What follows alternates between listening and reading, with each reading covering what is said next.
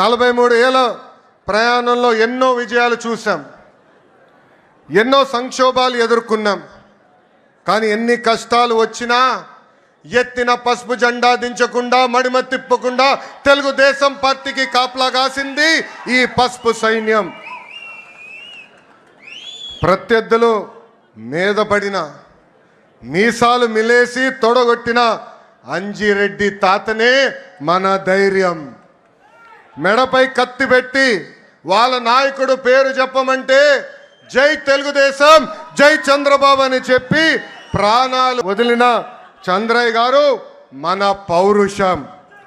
కత్తులతో దాడి చేసిన, రక్తం కారుతున్న, ఎన్నికలయ్యే వరకు పోలింగ్ బూత్లో కూర్చుని చివరి ఓట్ పడే వరకు అండగా నిలబడిన మంజుల గారే మన దమ్ము.